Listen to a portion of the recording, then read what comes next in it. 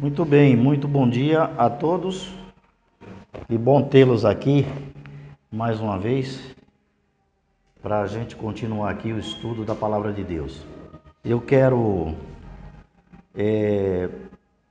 tentar finalizar hoje esse tema da Bíblia, né, e da boa interpretação da Bíblia, para a gente depois começar a entrar em estudos específicos, né? A ideia aqui inicial era da gente ter uma boa base de como estudar a Bíblia, né? Como interpretar a Bíblia, quais são as ferramentas que a gente pode usar para que tenha uma boa compreensão da Bíblia. E eu penso que isso é importante para o estudante da Bíblia, né? Para poder ele ter, ao estudar a Bíblia, uma compreensão boa do texto bíblico, não é isso? Quero fazer alguns comentários aqui com relação à Bíblia, né? A mensagem da Bíblia, ela não é secreta como muitos pregam, muitos acham, especialmente o livro do Apocalipse, né? Ela não é obscura a ponto de exigir que se tenha uma chave secreta, uma chave esotérica para poder decifrar a Bíblia, né? A Bíblia foi dada por Deus para a humanidade e a ideia é que o homem conhecesse melhor a Deus, a sua vontade e pudesse andar com Ele, né? Ao estudar a Bíblia, descobrir qual é a vontade de Deus. Porém, nós somos seres humanos finitos, né? Deus reconhece isso e, portanto, incapazes de, por nossa própria vontade, entender ao ser infinito, que é Deus, né? Só pelo fato de sermos criaturas e Ele Criador, já temos essa dificuldade de compreender totalmente a Deus. Muitos tentaram fazer isso, né? Mesmo personagens bíblicos. Eu me lembro aqui de Jó. Jó chegou a um ponto que falou assim: olha, eu falava de coisas que não sabia, me perdoe, né? Eu reconheço a minha pequenez diante de ti, né? Então, para nós como seres finitos é difícil a gente ter uma compreensão exata e melhor de Deus, né? Além disso, veio um complicador que foi o pecado, que ainda atrapalhou ainda mais a nossa mente, obscureceu ainda mais a nossa mente e dificultou mais ainda esse conhecimento melhor de Deus, né?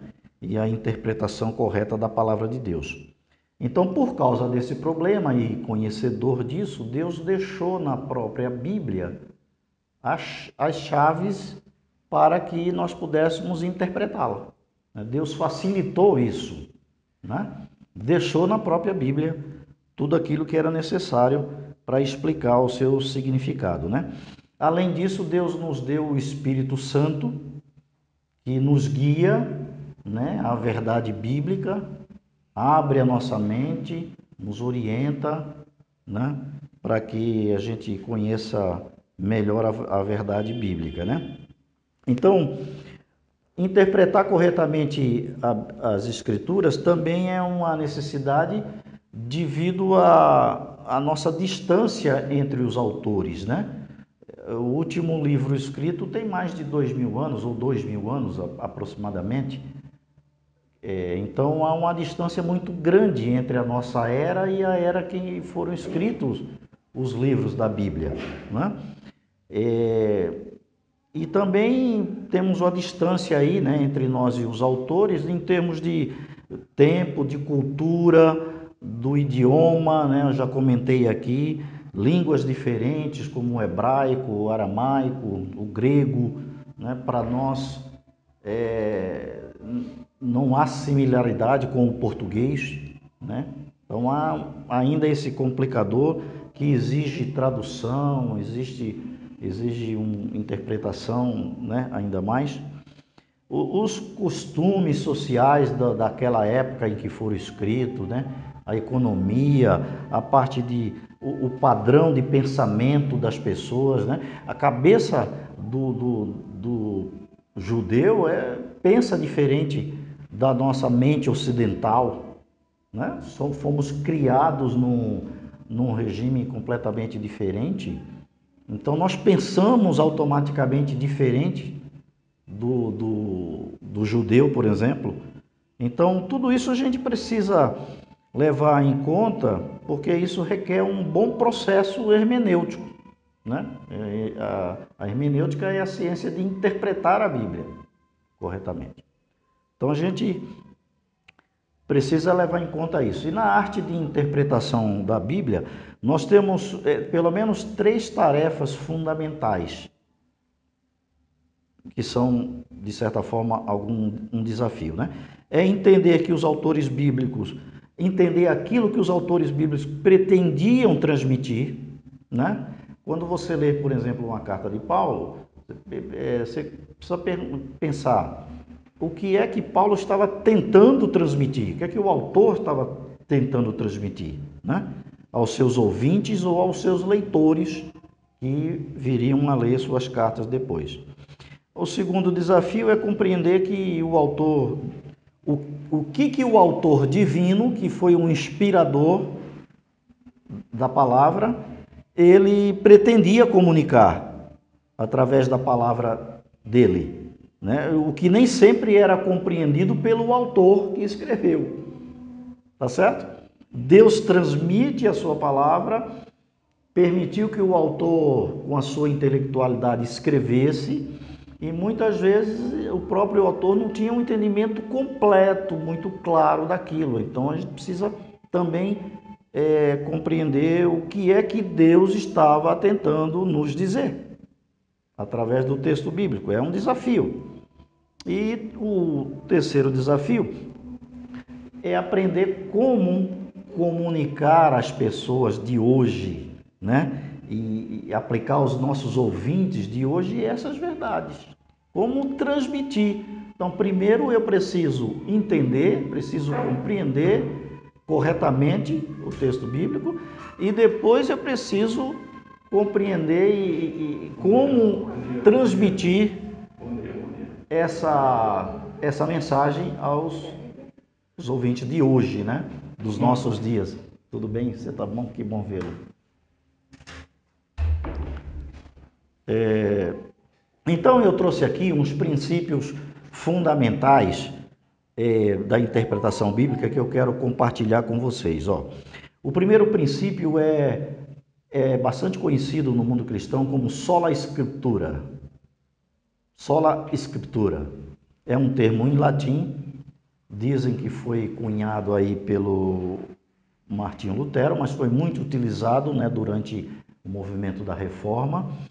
E esse princípio diz que somente a Escritura é a forma final da verdade. Ela em si é suficiente, né? Nós não precisamos de nenhum outro livro, de qualquer outro autor humano, a mais do que a Escritura, para a nossa salvação. Então, o princípio da sola Escritura. Somente a Escritura é necessário para a nossa salvação. Muitos buscam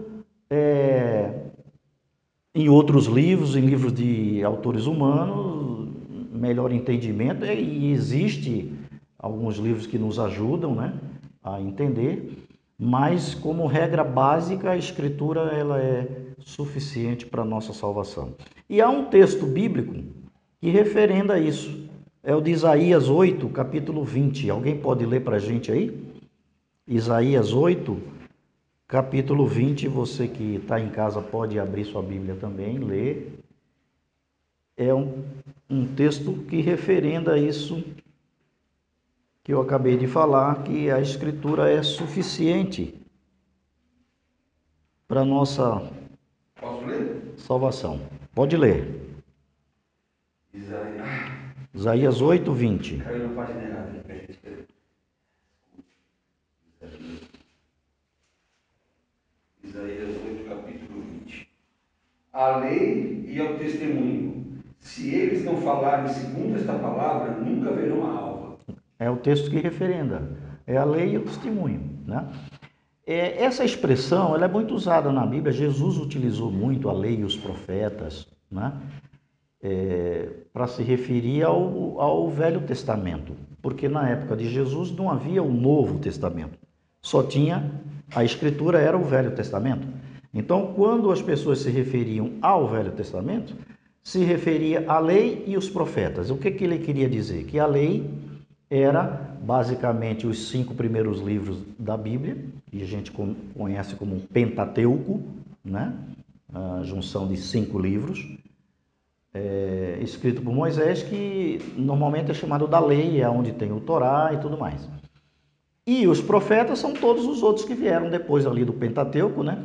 Do Velho Testamento, e que trouxeram a mensagem de Deus, trouxeram a palavra de Deus.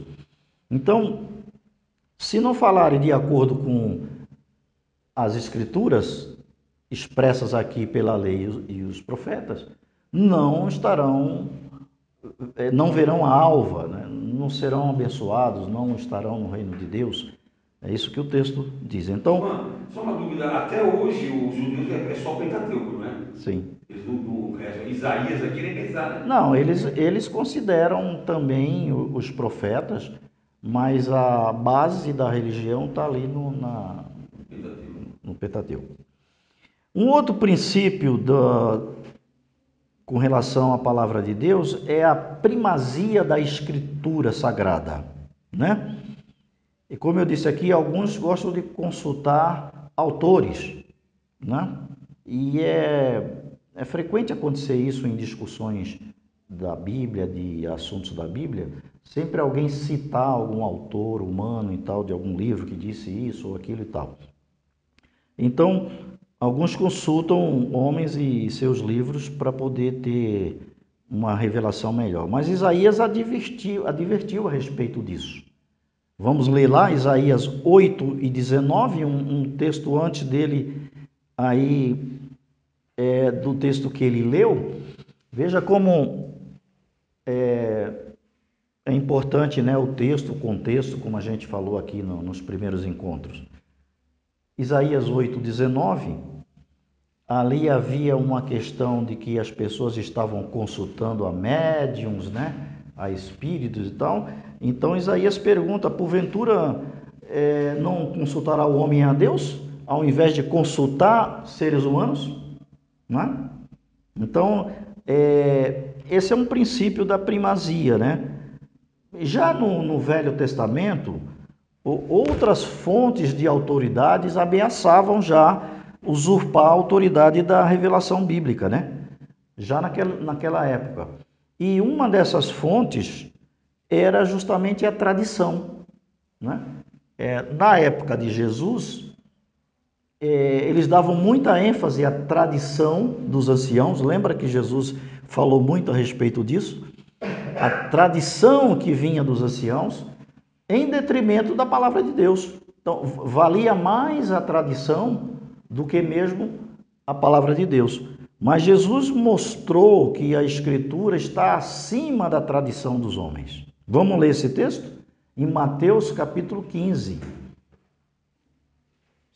Mateus 15, alguém pode ler para a gente aí o verso 3 e leia o verso 6 também.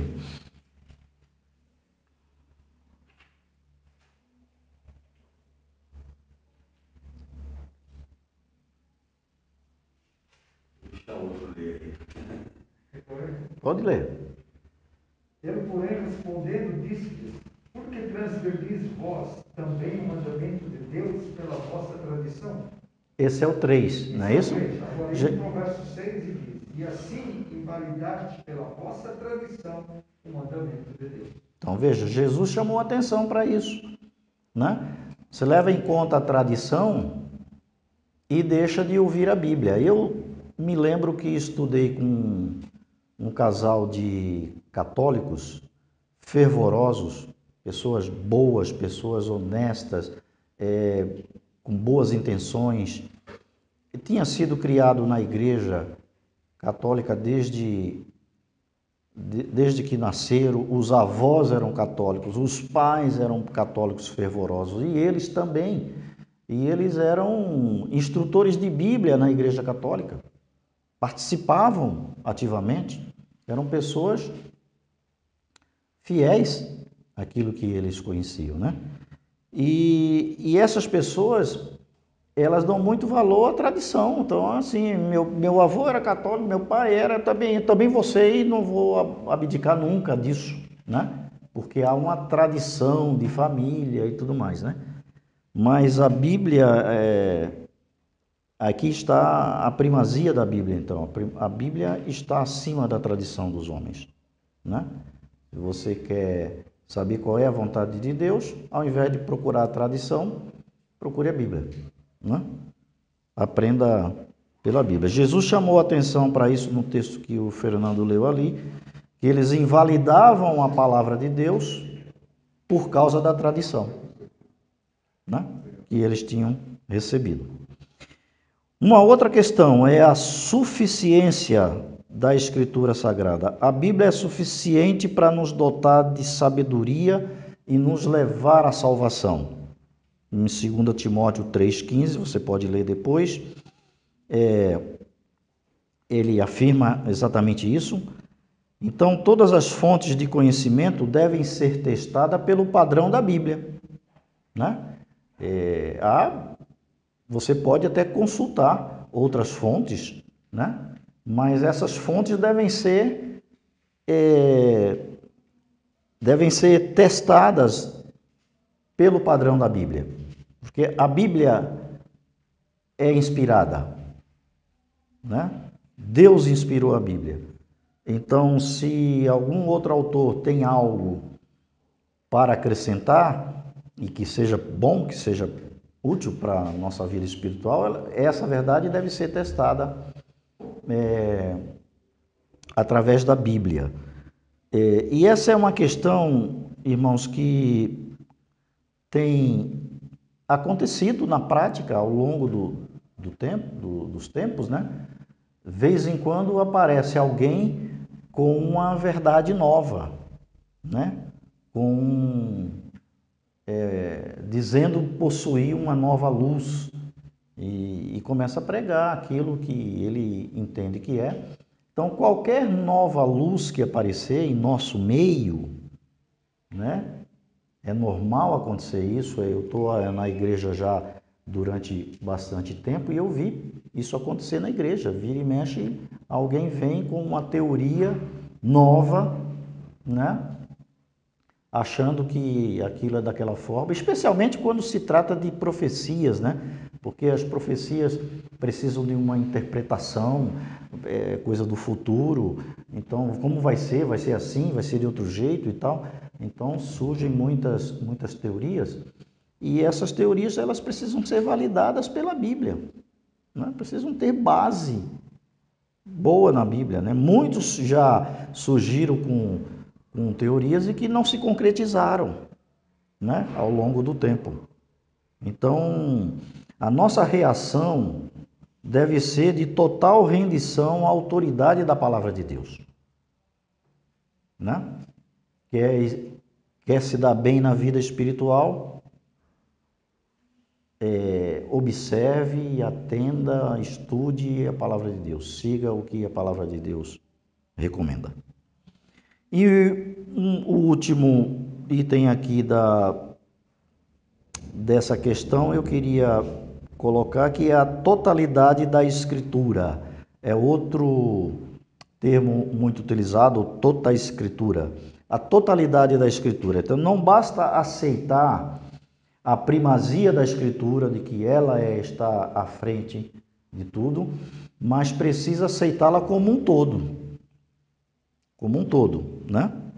Eu creio firmemente que Deus orientou as pessoas a reunirem esse cânon sagrado de 66 livros, porque era o suficiente para a nossa salvação.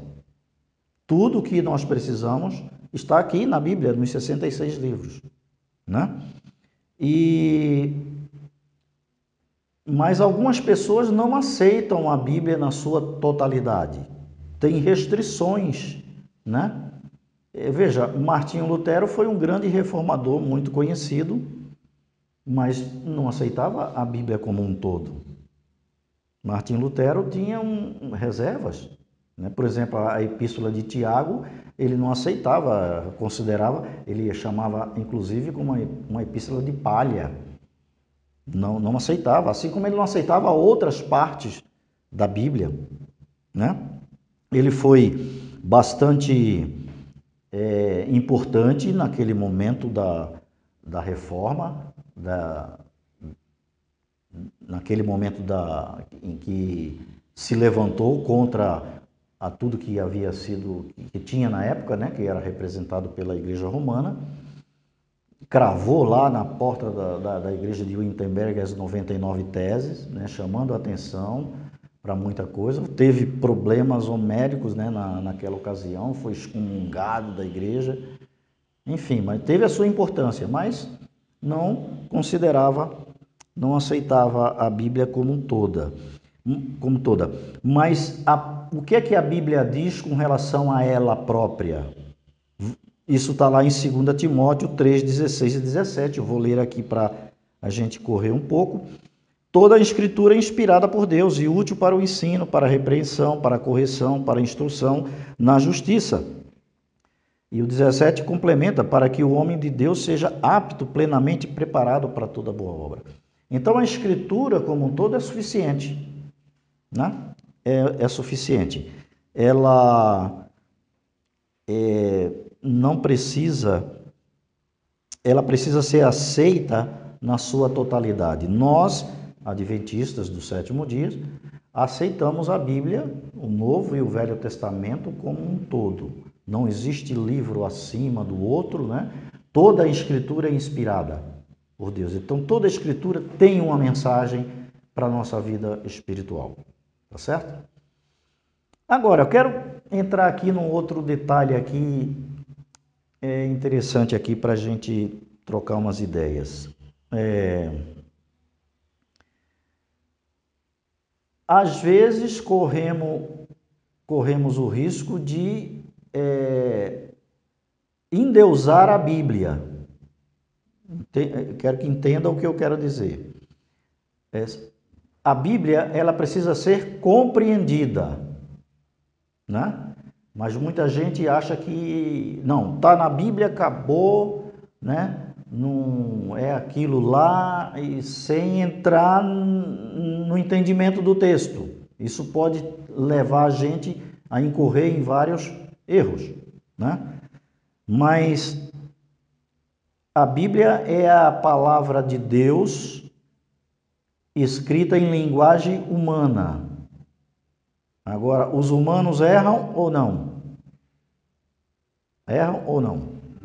Sem dúvida. Todos nós erramos. E os autores da Bíblia também eram humanos. Eles podiam errar. Então, eu faço uma pergunta. Existe erro na Bíblia?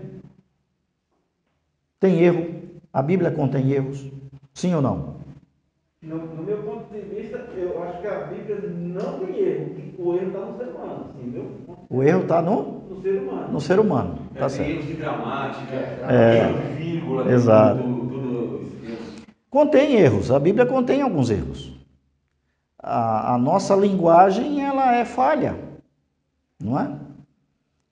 Querem ver um erro aparente? Por que eu estou tocando nesse assunto? Porque você pode endeusar a Bíblia e dizer assim, não, a Bíblia não tem nenhuma falha, a Bíblia não tem nenhum cisco, nenhum erro e tudo mais. Aí vem alguém e mostra para você um aparente erro. Como então lidar com isso? Lucas 16, 16. Vamos ler? Pode ler para a gente aí, com voz de FM? Silas, leia para nós. Não, quem achar primeiro então pode ler, Lucas 16, 16. E eu quero uma versão aí. Posso ler? Pode. A lei e os profetas vigoraram até João. Desde esse tempo vem sendo anunciado o Evangelho do Reino de Deus, e todo homem se esforça por entrar nele. Ótimo, essa é uma boa versão para o que eu quero exemplificar aqui para vocês. A lei e os profetas vigoraram até João. É isso que está aí também na sua Bíblia? Duraram. Mesma coisa. Vigoraram ou duraram. Tá certo? Então veja uma coisa. Quer dizer que o que era a lei e os profetas? Era o Pentateuco e mais os profetas. Era o Velho Testamento. E Lucas diz que a lei e os profetas vigoraram até João. Então quer dizer o quê? Que a lei acabou. Não vale mais. Vigoraram até João. Até João Batista. João Batista chegou, acabou. Esse tempo não tem mais validade. É isso que a Bíblia ensina. Então veja. Aparentemente isso aqui é um erro. E alguém pode chegar para você e citar esse verso para dizer, olha, por que eu não guardo o sábado, por exemplo, que está na lei? Porque a lei e os profetas vigoraram até João. A própria Bíblia que está dizendo. Como lidar com esse tipo de coisa? Aí você tem que recorrer à Bíblia. O que nós dissemos aqui no início? As chaves interpretativas da Bíblia estão na própria Bíblia. Então, a primeira coisa que você tem que ver é o seguinte, isso aqui é interessante porque isso aqui está nos evangelhos. E os evangelhos, nós não temos só um. Quantos evangelhos nós temos? 4 evangelhos, tá certo?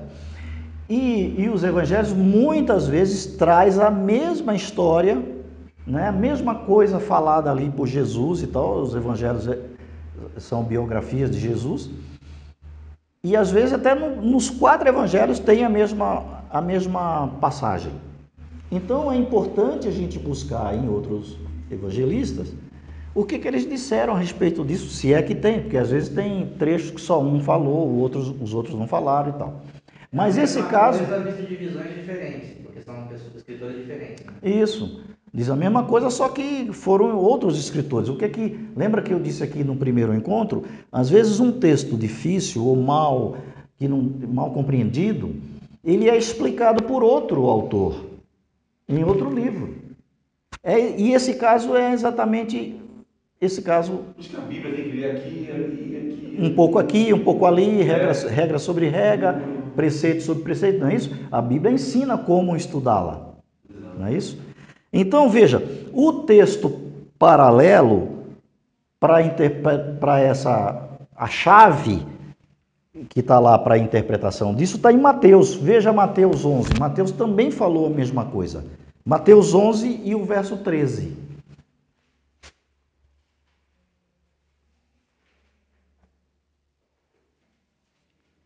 Verso 13. É Roberto, né? Lê para a gente, Roberto. Eu acho fácil, mas na hora de separar a folha, eu vou dar uma língua e não pode. 11 quanto? 13. 11, 13? É. Porque todos os profetas e a lei profetizaram até João. Aí, ó. Olha o texto paralelo que explica melhor. A lei e os profetas profetizaram até João. Aí lá em Lucas ela leu, vigoraram até João. Veja um aparente erro, né? Que há na Bíblia. E o que aconteceu? O que sucedeu aqui? Porque Lucas diz vigoraram e Mateus diz profetizaram até João. É uma questão de tradução. Tradução da Bíblia. Uma tradução diz vigoraram. Tem traduções modernas que já corrigiram essa questão. Por quê? Porque no grego original não tem o verbo, a palavra nem vigoraram e nem profetizaram. No texto não tem o verbo. A frase está, a lei e os profetas até João. Simplesmente. Então, o tradutor, na hora de traduzir, Lucas, ele percebeu que faltava um verbo aqui. Não tinha sentido a frase. A lei e os profetas até João, não tinha sentido. Então o que ele fez? Ele coloca um verbo que ele achava que se encaixava na frase. Então nessa tradução ele colocou lá, vigoraram até João. Mas no original não havia o verbo. Deixa eu terminar o raciocínio e já dou a palavra aqui. Então, aí Mateus já tinha o verbo profetizar até João. Veja que Mateus escreveu, lembra que a gente falou isso? Deus deu a sua palavra, inspirou as pessoas, mas deixou que eles escrevessem pela sua intelectualidade, né? Então, alguém se tocou e falou, não, o que Deus está querendo dizer aqui é que a lei e os profetas, eles profetizaram até João. Por que profetizaram até João? Porque falavam de Cristo. Profetizaram a respeito de Cristo. Agora, quando chega João e chega Cristo, não há mais o que profetizar. Tá certo? Faz todo sentido. Não é isso? Então,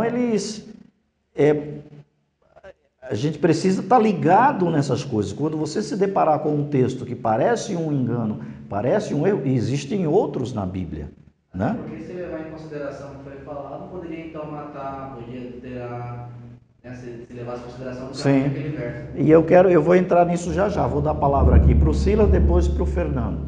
Eu ia dizer, inclusive na minha Bíblia, a palavra duraram, né?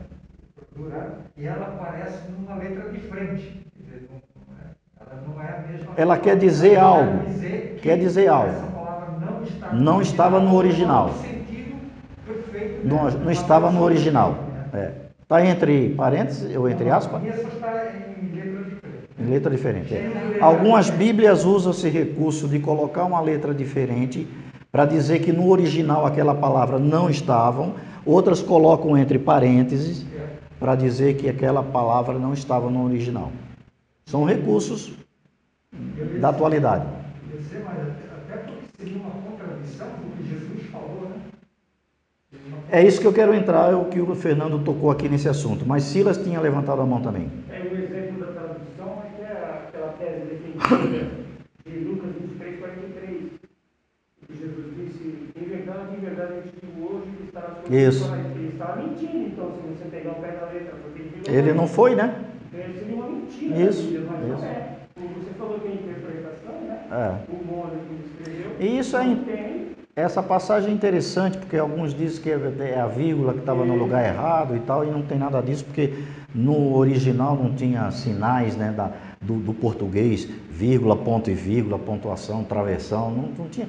O hebraico, o aramaico, o grego escrevia tudo direto, né, sem essas pontuações. Tem um rapidinho aqui também, que foi a discussão que eu comecei com aquela minha prima lá, que eles pregam lá que o fim da lei é Cristo.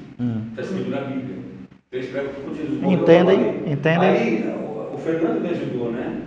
Eu liguei para o Fernando, aí ele me mandou um texto, que a palavra original no grego é telos. E telos quer dizer finalidade. Então a correção, a versão correta é: a finalidade da lei é Cristo. E eles colocam lá: o fim da lei é Cristo. E dessa confusão. E nesse exemplo que eu estou citando aqui, o Fernando tocou no assunto, é interessante porque ali em Mateus 5,17, no Sermão do Monte, Jesus disse assim: não penseis que eu vim revogar a lei e nem os profetas, eu vim cumprir. Não é isso? Então veja, se Jesus na época dele estava dizendo que veio cumprir a lei e os profetas, como é que a lei agora e os profetas não estavam mais vigorando? Não é? Jesus era ali no presente, estava dizendo: eu vim para cumprir a lei. E depois, no verso seguinte, ele diz: e não vai passar nenhum tio, não vai, nada disso vai passar, nem um jota, nem um tio, até que tudo se cumpra. Até que tudo se cumpra. Tá certo? Então Jesus referendou. Então veja, seria uma contradição dizer que a lei e os profetas vigoraram somente até João. Então agora não preciso mais guardar a lei nem nada que os profetas falaram. tá certo? E muitas pessoas, muitos cristãos, usam esse termo, esse texto, para dizer que nós estamos acima da lei, não estamos mais debaixo da lei. Não precisamos guardar a lei, tá certo? E outra coisa, ali também em Lucas, logo depois desse episódio aí, do 16 que a gente leu, Jesus conta a parábola do rico e do Lázaro e ele volta a enfatizar, né? Vocês conhecem a parábola? Jesus diz assim, eles têm a Moisés e os profetas, que ouçam a eles. Jesus referenda a Bíblia novamente, o Velho Testamento, não é isso? Então, Jesus não poderia, a Bíblia não poderia dizer que não estava mais valendo a lei e os profetas, que já tinham vigorado somente até João.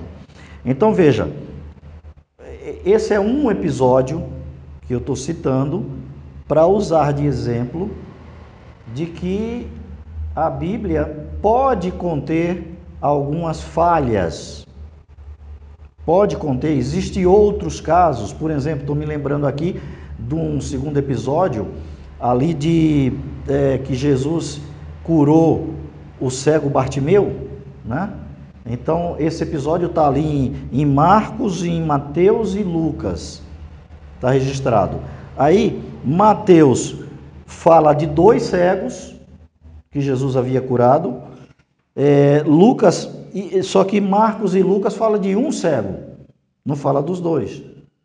Então, aparentemente, tem uma questão ali. Além de que o texto está dizendo que Jesus curou quando ele estava entrando na cidade, e o outro diz que Jesus curou quando estava saindo da cidade.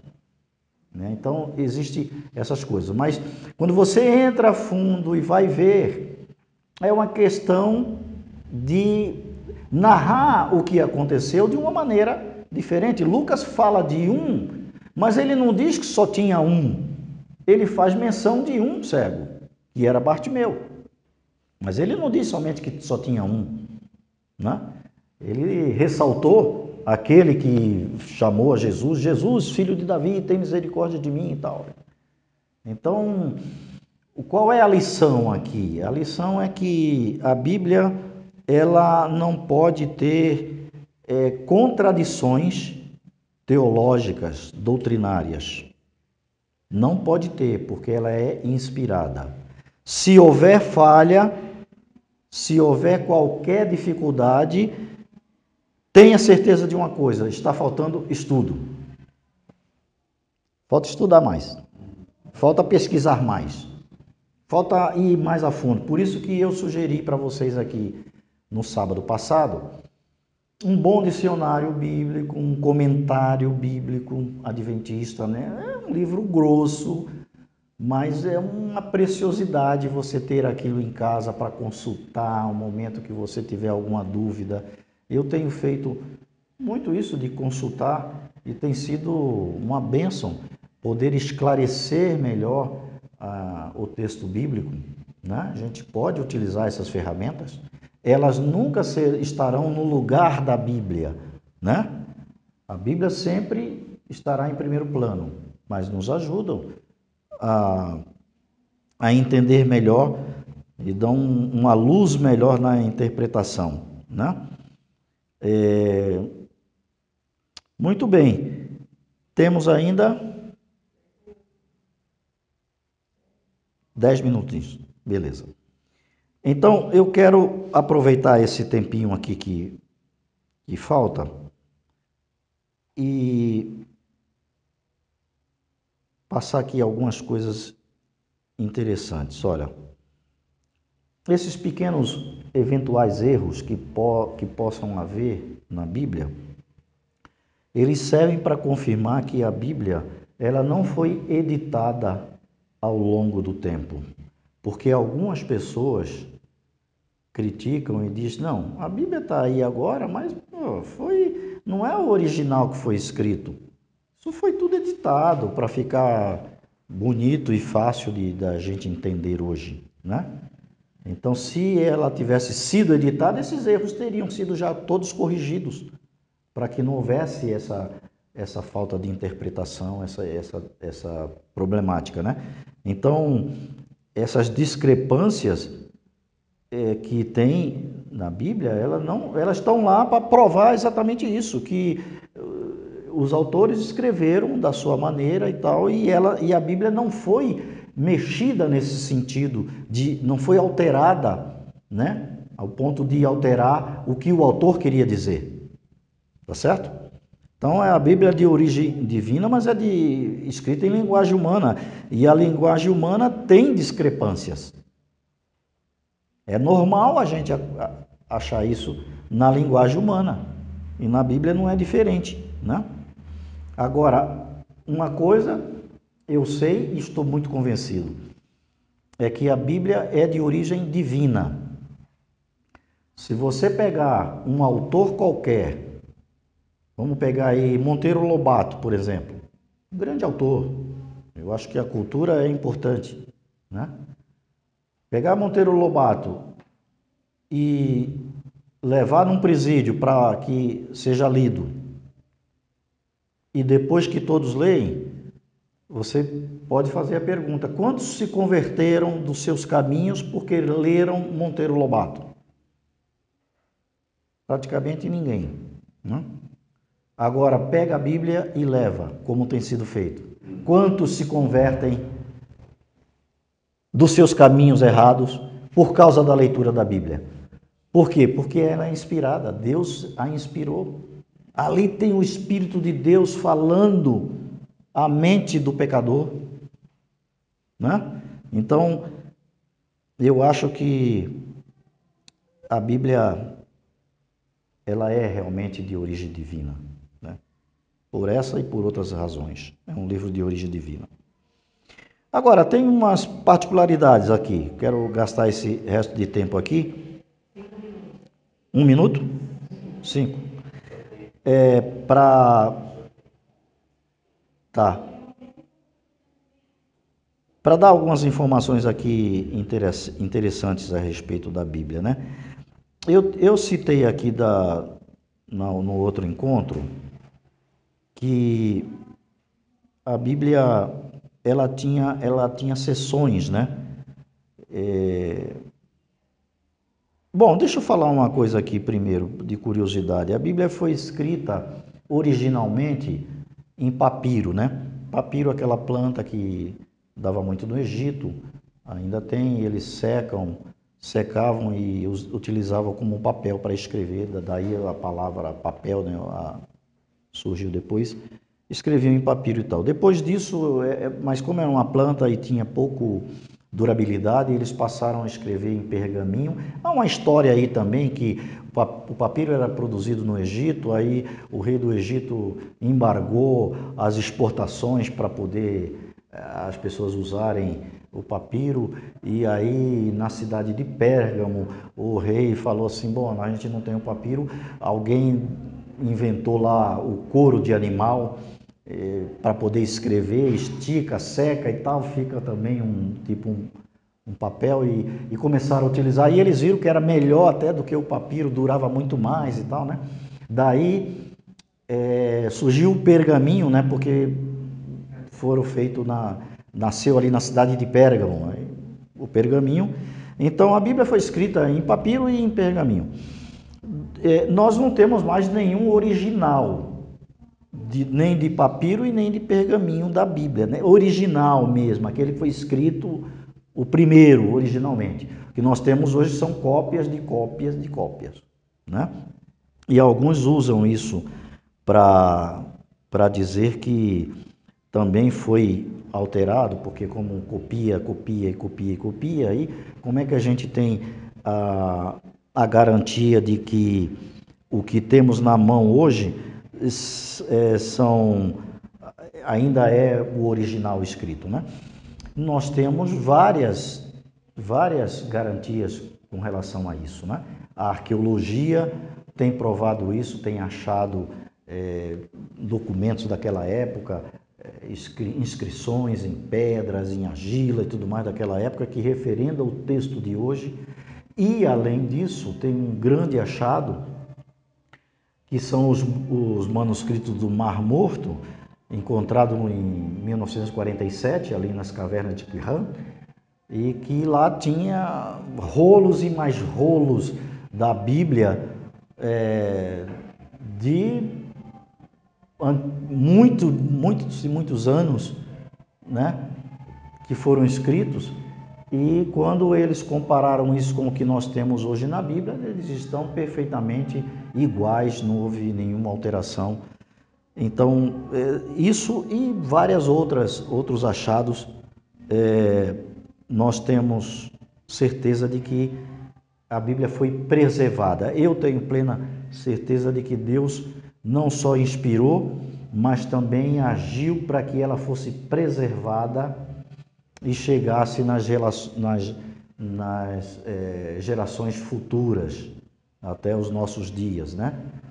Então, eu creio muito que a Bíblia está preservada do jeito como Deus gostaria que ela fosse ensinada aos seres humanos, tá certo? Poderíamos entrar aqui numa questão de que por que eu creio na Bíblia, não só por tudo isso que nós falamos, mas por causa da própria mensagem. Aí a gente poderia entrar na questão das profecias, que é uma das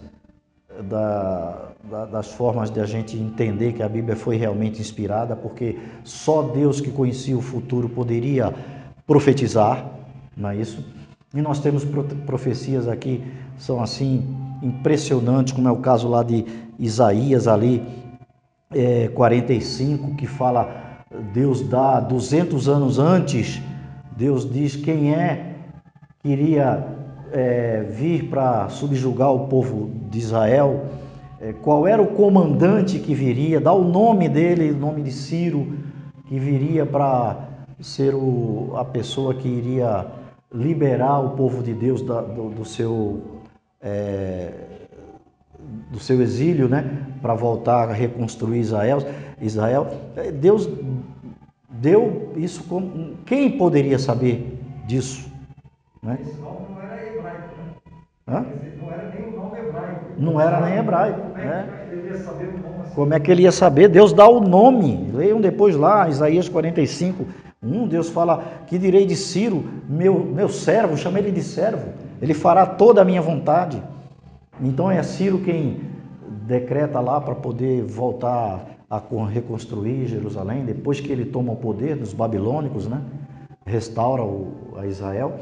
Então, assim, as profecias todas, quando a gente estuda, nós ficamos deslumbrados. Quem poderia saber do futuro daquele jeito? E todas as profecias que já se cumpriram ao pé da letra, Daniel, desde as 2.300 tardes e manhãs, a gente já estudou isso aqui na nossa classe, como ela se cumpriu, exatamente como o anjo disse ali, não é? Com detalhes, né? Com detalhes, com tempo, com datas, né? Até o Messias. Enfim, encerrando então esse tema da Bíblia e de compreensão, eu penso que a gente teve uma boa base aqui de como estudar a Bíblia, né? Se você perdeu os estudos anteriores, os dois, está lá disponível no YouTube. Procure Igreja Adventista de São Bernardo do Campo e você vai achar o link.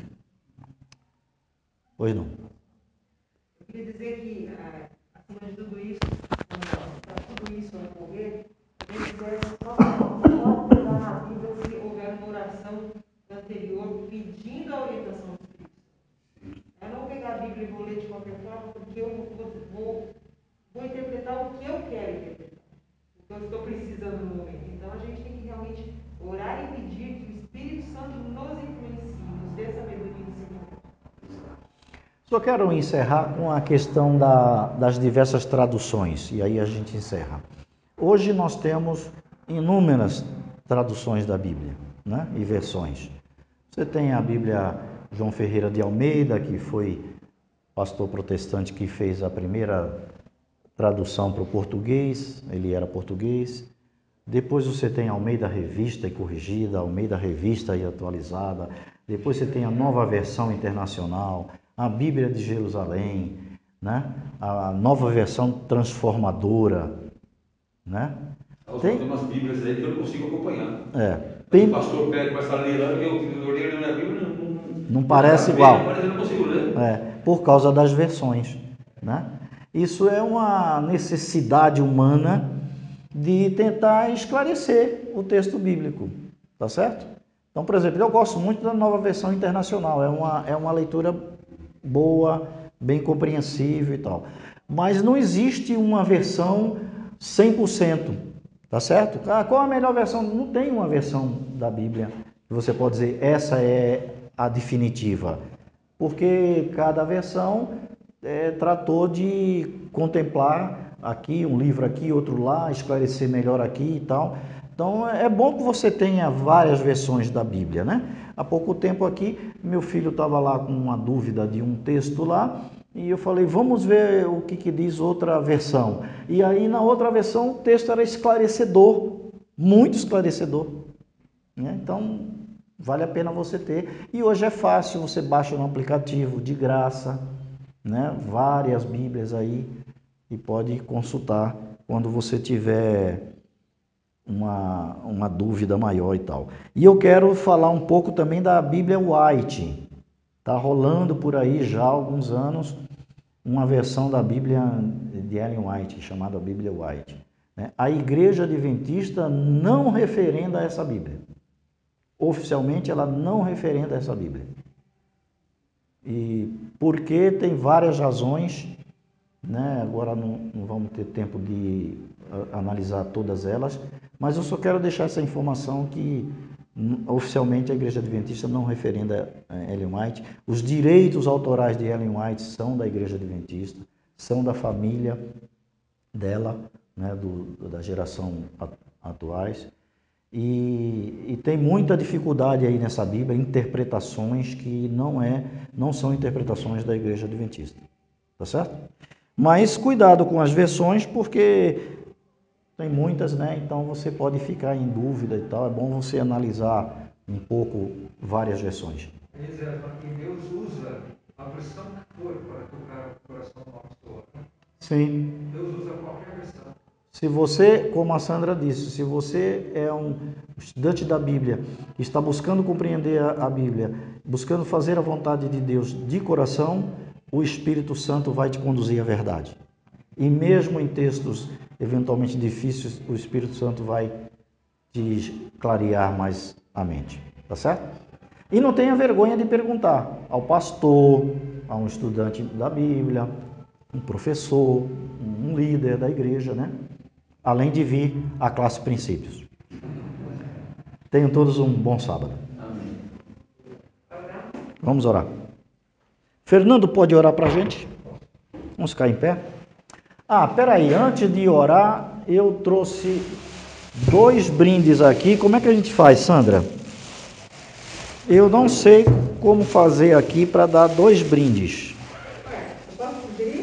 Você sugere e, assim, hoje eu só tenho 2, mas depois eu vou trazer mais. Um para o Roberto, que está começando agora. Eita, tá vendo? E um Robertão. batizou, Já ganhou, já dei um para ele.